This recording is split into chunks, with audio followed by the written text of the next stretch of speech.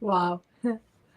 Well, it's never a dull moment here on Dogging It, and it's pretty fitting considering the connection we have. But Kelly's back, we're back, and Kelly, can you hear us? I can hear you. Can you please hear me? Oh, we can. Yes. We sure can. That We sweet, can. You sweet sound sound. terrific. There it is. No, it So was we were Go ahead, Mike. no, I said we were talking about Ronnie, Sullivan, and talking about yourself, as an over 40 player still playing at the peak of your game, and how Mhm. difficult that is. Um, you know, uh, let's talk a little bit, if we want to move on now into this year, into this past year or so for you. I think we can count on one hand, less than one hand, how many matches you've lost in the past year in women's events. Um, tell us about Northern Lights and Vegas and the Expo in terms of how you were playing at each one. What the fields were like at each one. They were pretty similar, Yeah. um, and how you came through them all unscathed. Well, to be honest, I've certainly feel that lockdown improved my game. Really? Um, yeah, it really. I did a lot of online challenges, a lot of online matches, competitions. It allowed me, on top of that, it allowed me to just focus on myself. I didn't have my business open.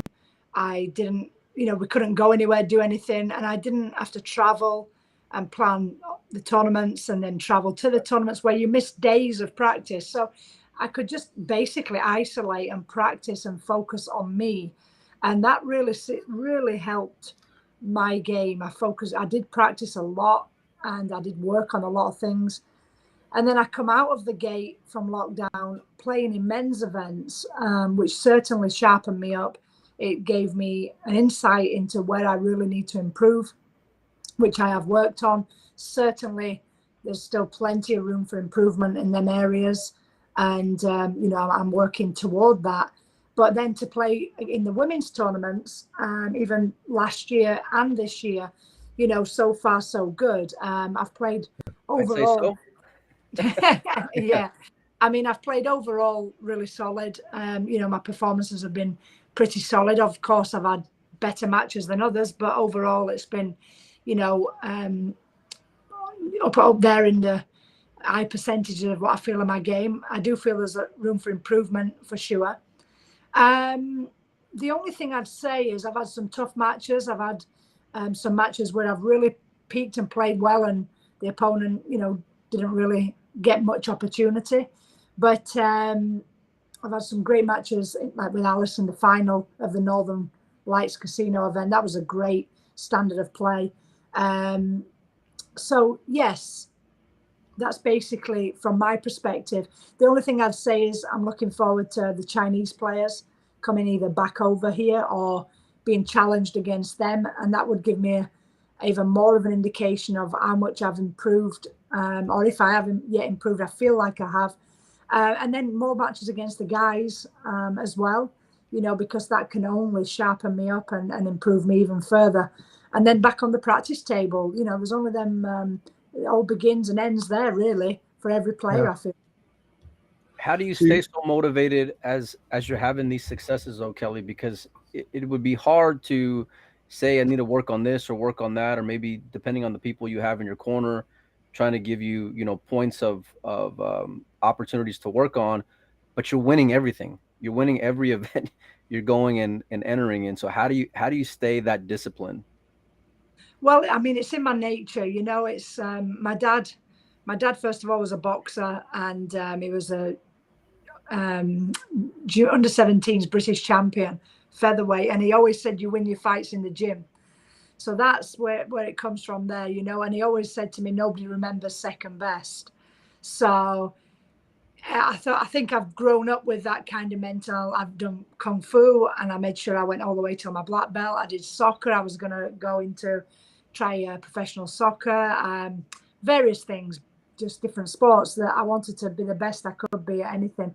And that's never ended with snooker. I wanted to, even though we're winning, I wanted to try and break some records and win as many events as I could. a bit like Ronnie wanting to get that 7th world title, and now for sure he wants the 8th. You know, I don't think if it's in your blood that you just let it go. You're always striving to do better. You're always striving to improve on what you've already done, and there's always a goal for everybody. No matter how good you are, you're never good enough. You know, so for me, I've still got goals. I've never got a gold medal at the World Games. That's a goal I really, really want. I wanted to be number 1. I've got that. I want to keep that. I don't want to lose it. And my world championship, I've been very fortunate or unfortunate to have held it probably the longest anybody's ever held it through not doing anything. So, you know, I would love to win that back to back when I get the opportunity to play in it again. But, you know, I just don't feel like I'm at my peak yet, if I must be truthful. And I just feel there's so much. You're dominating everything right now. I know, but it's about me. Yeah, it's about me. I just feel I've got more to learn. My safety game needs dire improvement, much improvement. My kicking, you know, when you look to the guys, there's no comparable to the safety play and kicking. And then, you know, my break, I've really worked on that. I'm quite happy with the improvement on that. My jumping needs improvement. My shot making, you know, I'm up there with anybody, I feel, you know, but it's just them areas. That lockdown and those those isolation tournaments maybe helped, or sorry, not helped, but were a problem given that you never played any safeties during those events because you're just playing the offense. Yeah, it really probably did. But it did help in the other areas. Like I realized by doing the 10-ball virtual ghost games that my break really sucked because that's what really killed me, you know. So then I really worked on my break. And I mean, I watched hours of videos. I tried to mimic and replicate various male players. And, you know, a lot of players at my age probably may not do that. The, you know, youngsters, yeah, of course they will, because I was doing that when I was that young playing snooker. I was trying to perfect areas of the game. So, yeah, it just, I did improve on various parts of the game, but the safety kicking and jumping, I improved on that a little bit, but it's hard to practice jumping because when you get older, it hurts your shoulder more. Yeah. So, aches and pains.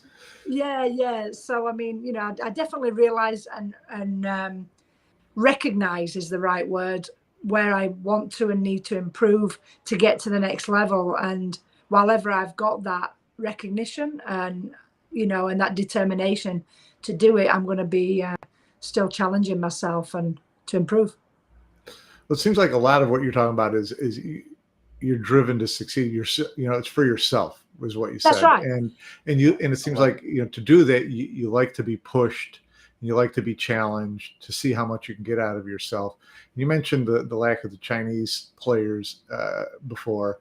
How much do you miss playing against some of those competitors? And I know that you and Seiming Chen were, you know, good friends. Have you been in touch with her much? What kind of frustration level are they at wanting to get into competition? Right.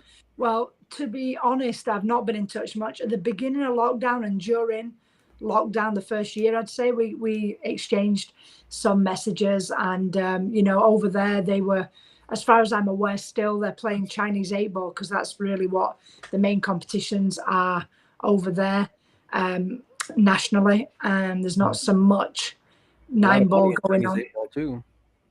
Say again? Decent payouts in Chinese 8-ball as well. Exactly. So that's what they're doing, you know, and I think that's what they're focused on still right now. Do I miss them? No, because I'm winning. but yes, of course, to have that full, don't get me wrong, there's plenty of very, very great players that are competing right now, and there's many coming through, and we're going to see, you know, the level keep rising here in the Western world, if you like. But, you know, I remember going to China, and many of the, whether it's Chinese or Philippine or Taiwanese players, there were so many of them at that level. And, you know, every match was a push. You had to perform your best. And that's not to say that's not the case here. It's just that, you know, there was a period of time where the Western players got beat, it was by a Chinese player, and that's whether it were me or any of us. And we always, we're over there, and being over there, we're already tough enough. The travel, the different culture, etc. So if they come over here, I think that would be better. But I mean, if we go to China, it's tough out there. But that's where we always were challenged, and that's what I mean by that. We've got many great players here too. Don't get me wrong. Yeah. Well, let's transition to another challenge. And you just came from Las Vegas as well, right before the Super Beards Expo.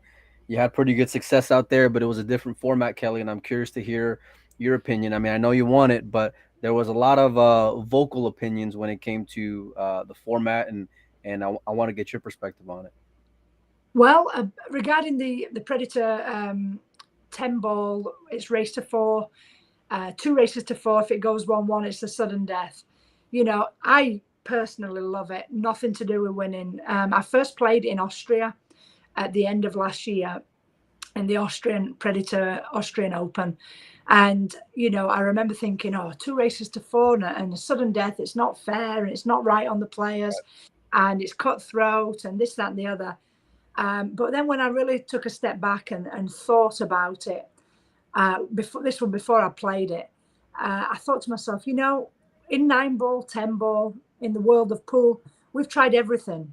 Right. We've tried 9 on the spot, 1 on the spot, break from the side, break from the box, 3 balls. 3-point rule. 3-point rule, no 3-point rule, races to 7, 9, 11, races to 5 in the Champion of Championships, which I think that's why that succeeded for so long, because it was exciting. And what I'm leading to here is I think to myself, 2 races to 4, and then this sudden death, instead of it being 1 more rack, which is better for the players, we all know that, but for the viewers, for the audience, the excitement, the entire room in Austria and in Vegas at some points was stood still, and everybody was focused on this sudden death match, last game, last sudden death. And that in itself, let alone the viewers that are watching, tells you the story that's created excitement. So if this does that for the players, let alone the viewers that are watching, how much more could this excel our sport? It could get more viewers tuning in. It could then lead on to outside industry sponsors. It could be, the one step in the right direction to elevate our sport to the next level. And now, would I want this for every event? No. But Predator are not trying to make it every event. It's the Predator Pro Series. So it's their events. The players have a choice if they play or not. But I think it's great for the game. I think it's a potential. We have potential to accelerate the game into the next level and take it even bigger to where we can generate outside industry sponsorship and back to TV maybe one day. I don't know. Yeah, sure. Well, did you play in any shootouts though? I did. How'd you do? I did. Yeah. I had some close ones. In Austria, I had one of the best, the best one I've ever had against Veronica, and I cannot say her second name, Ishvanovsky. Ivanovskaya. Ivanovskaya. Thank you, Michael. I knew you'd know. Yeah, and we had 7 in a row, and I got the 8th, and she missed the 8th. And it was, the excitement for the crowd was phenomenal, but for me, my heart was through my mouth. Well, as a snooker champion, you have to love the shootout, because that's you've got to be the favorite, in those spot shot shootouts for sure. Well, I know. I mean, but the pressure, that does separate the people that can perform under pressure and the ones that can't so much, because I tell you, I was feeling it. My heart was pulsing out my neck. And, compared to like a world championship, Kelly, like that kind of pressure, how does it go and compare? Well, I mean, it's a bit of a different feeling simply because it's one shot. You cannot miss that one shot. Whereas in a world championship, when it's hill, I mean, of course you can't miss that one shot either. But this is, you don't get any My doorbell's ringing. Do you believe it? They're waiting for you for dinner, Kelly. Yeah, room service. Here comes the lobster and champagne. Yeah. Just 1 minute. I'm busy. I'll call you. I'll come back. Well, I don't know what it is. So yeah, I think that it's different because, you know, in a let's just say it's hill for the World Championships. If I'm on the table, I've got control. I can create the easy shot to get onto a ball easier. And, you know, you've got some easy shots in there. Only when you mess up do you have a long, difficult shot to win the match or a long, difficult shot to get on the next ball. Whereas the sudden death shootout, you've only got these long, difficult shots, and they get more difficult the more you make of them, because it goes up to the. And you said that it's got to, you know, it's I have to make this one shot, and that can happen 7, 8, 9 times in a row. I mean, you have to make this one shot. You know, time after time. I don't think any players prayed as much. You know, you make the shot and you sit in your seat and you're like, please God, please make her miss this. Please let her miss this. You know, you can ask any player. I'm sure no player has ever prayed so much for the other opponent to miss. You know, it's just, and you're praying not only once, like if it's hill, you're praying once that she misses at some point, right? Throughout that rack. It's a tough shot. You're thinking, please God, let her miss this shot. But in this situation, you're praying every single shot that she's at the table. You know? Tough. They're missable, very missable, you know. And she's doing the same praying, so it's exactly. And then if you ask any fans or family, and you've got in the audience, it's the most nervous they ever have experienced. So all this kind of information, if we all sit back and think about it, this excitement that it's creating just for the players and the close community of the players, the spectators who are involved in pool already. Right. I think that could generate excitement for the non-pool players, for the people that just maybe tune in but don't leave, or even for the outside industry sponsor. So now I'm getting older, I'm thinking more for the future of the game than I've done obviously as a youth. And I think it could be a way forward, and I think it's a good call on Predator, to be honest. I couldn't agree more, because I've been to a lot of different kind of events, and I've been at Predator events where there's maybe a lesser named player, right? It's not the Kelly Fishers of the world, but maybe, you know, a more obscure player, and the shootout will still get eyes and people to go and stand around and watch. Something about that format gets fans excited like no other, and a buzz in that room. And it could be, I mean, you could have thousands of people in there and you could hear a pin drop because of that pressure and how intense it gets. Yeah. Unbelievable. Yeah. I mean, maybe the, you know, players talked about it being, there was too many shootouts. So the percentage of the shootouts meant that, because there's so many players at quite an even level, especially in the men, that there were too many shootouts. So that kind of spoils it. And they come up with possible other ways to do it, maybe 3 sets. And if it goes 1-1, and then in the last set it goes 2-2 in the race, or 3-3 in the race to 4, then it, instead of playing the 4th rack, it goes to a shootout. But I mean, you know, we can go on forever. It's never going to be perfect for everybody, especially when you talk about players. You've got to win, you've got to lose. I said to the players, just all it is a race to 8 first. You've got to get to 8. So stop thinking about the 4-4, you know. It's a race to 8. If you win 8 racks, you've probably won. Well, tell me, I mean, it's interesting because we're talking about the shootout, but tell me about it when you go into a tournament like that and it's 2 sets of 4, what your mindset is like at the beginning, because it's got to be a little different than when you're going into a race to 9 or a race to 11. Not for me. I go in there, not for me. I go in there thinking the same as a race to 8. I'm thinking, right, okay, you know, once I get to 4, then all I've got to do is get to 4 again. I race to 8. But the good thing is where it changes, and I think it's a bit more helpful for a player in some respects, is that if you lose that set, that's when your mindset changes. Now you've got to cut it down to like 5-4 up on the race to 9. Yeah. You've got to race to 4 now. You know, you can't let them come back and get there before you. It's 5-5 race to 4. I don't know. But not only that, you've got a second lifeline. Yeah. Well, you talked about earlier going and playing with the men, Kelly, and playing in open events. And we saw you there last year at the Championship League pool. We've seen you in the World Masters, which is why you're there in Gibraltar. I know not as a player, but as helping on the support and the commentary. But I'd like to get what are your plans? What are your goals? Going and playing in open events. I know you got the UK Open coming up as well. So what's on the agenda for Kelly Fisher? Well, I've got so many women's tournaments coming up as well, which is fantastic.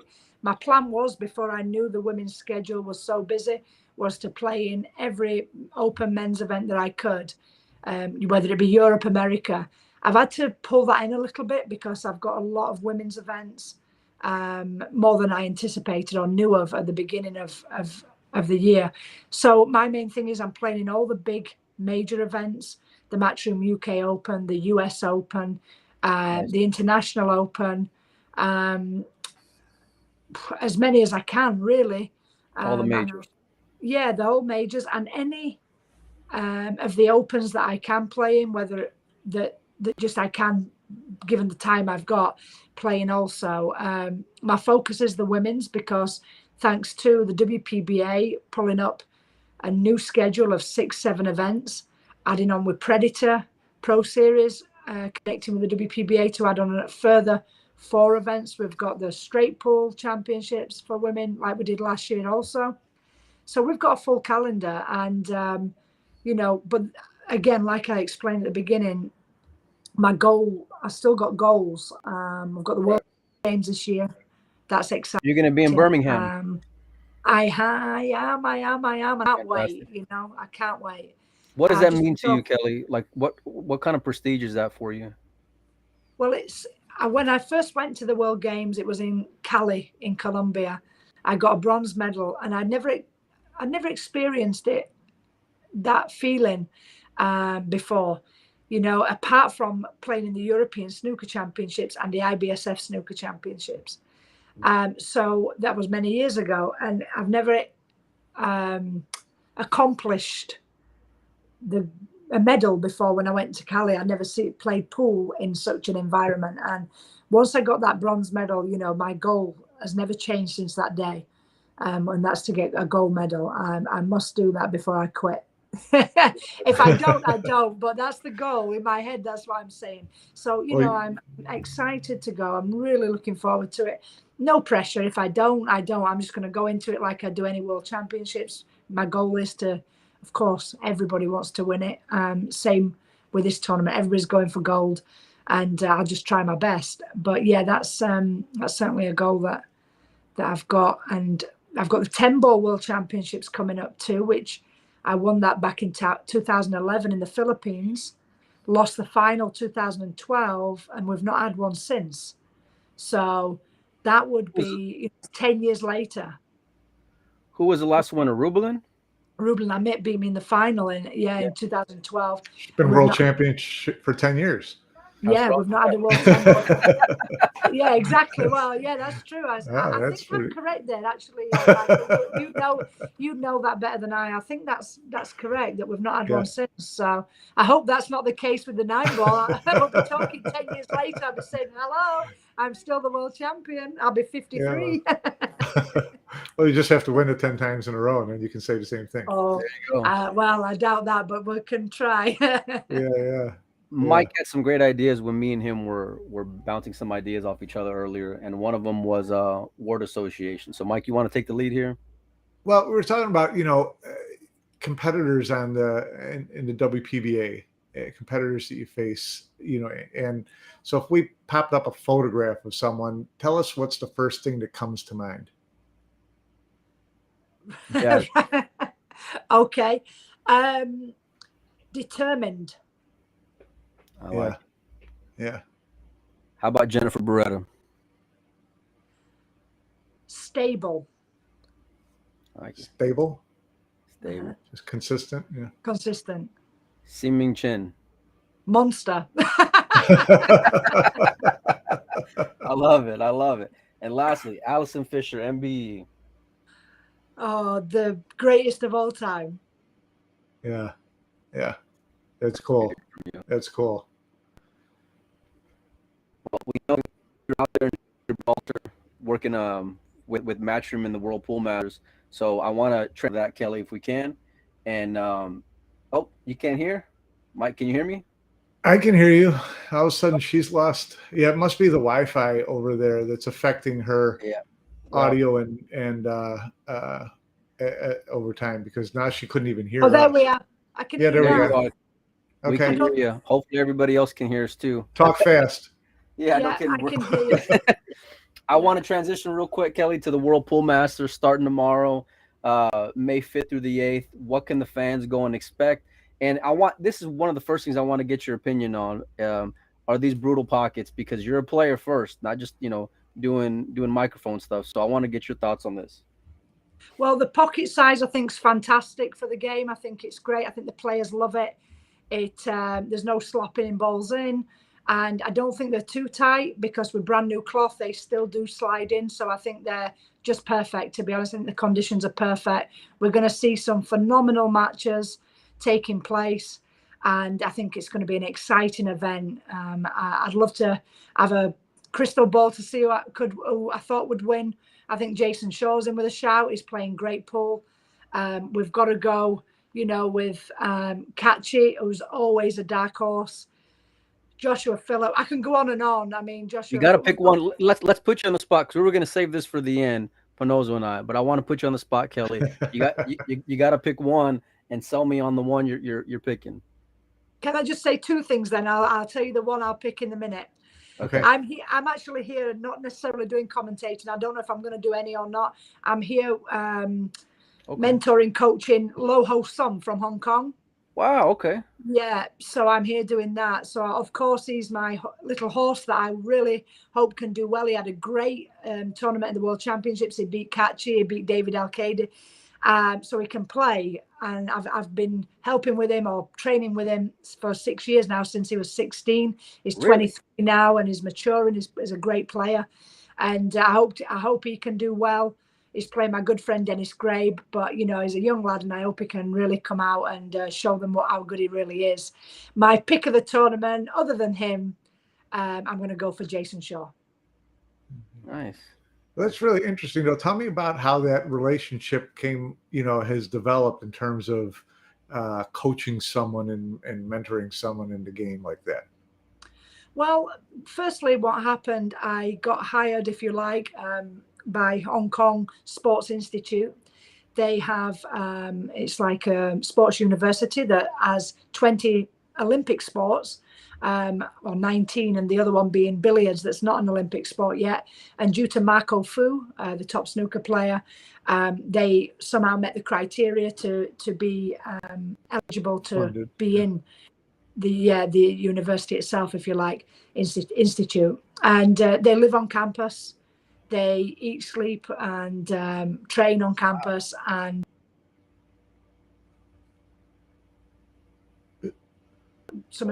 the Hong Kong players that somehow got me. It somehow just happened. You know me, Michael, and you know me. I'll just put myself there, and I got somehow come on over, and maybe you could. Have you got your instructor? I said, yeah, I'm a BCA instructor. So I've got my certificate. Here's my certificate. Right, okay, come on and see what you think of our players. And I've been doing that for 6 years, going over 3-4 times a year for 2-3 weeks at a time as a training partner, helping them, practice on the right things, helping them have a structure to their practice routine, helping them a little bit with technique, stuff like that. Not too much on that because I have to leave. It would be not right to do. So, right. Teaching some of the young Hong Kongese players. There's players at 9 and 10. And these boys are, Lo Ho Sum, I call him Anson. His English name's Anson. And then we've got Robbie Capito, who you all know. Robbie's a monster. He was there since he was 15, 14, something like that. So I've known these boys since they were kids, and it's great to see them finally. I knew they were great back then. I knew there could be something, and we're yet to see that, but we're all seeing them more and more now, and I think we might get some surprises from these boys. Well, that changes things for me because I've been known to bet a little bit, and now knowing that he's got you in his corner, I may have to go and reconsider there, Kelly. Yeah, I think that was him ringing the doorbell. Time for practice, coach. Yeah, coach, come for practice now. Yeah, exactly. So I think Well, it probably was. You're in Gibraltar and you're helping him play. But tell us a little bit about, your kind of coaching and teaching and inspirational mentality. That played a part last year in Alex winning the Whirlpool Masters. Tell us about the tough love you gave him after his semifinal match against Kachi, which both of them just tripped, and finally Alex was able to trip over the line, and he looked like he was going to be, if watching him at the end of that match, I thought he's got no chance in the final. What did you say? Well, basically, it was quite funny. My coach, my snooker coach, Lionel Payne, who I can only but thank for my mental attitude, along with my dad, he was listening to some of the Vegas Open, and he heard a little part about this story that Kelly Fisher hit Alex Kazakis, and he's like, "What did you do?" And I'm like, "What do you mean?" I said, "I didn't do nothing." He said, "I just heard that you hit him, you slapped him." I said, No. Let me tell you the story. So figure of speech. Very quickly. Basically, what happened? Alex come out of that match after playing catchy, and he's on the practice table, and he said, "I just don't feel right," and he's all down in the dumps. And I said, "Come on, Alex, just get your head right, get sorted." So I went away. I come back, and he's still moping around, all down and negative. And I said, "Are you kidding me?" I said, any player here would give anything to be in your position right now and be going into the final. I said, "You better get your act into gear or don't even bother playing." Right. And he's like, "Well," he says, "maybe I could do with a slap." Tough love I said, from "Okay." Kelly Fisher. Yeah. He said, "Maybe I could do with a slap." I said, "Okay, come here." And he went, he didn't think I'd do it. And I went, boom, straight round his face.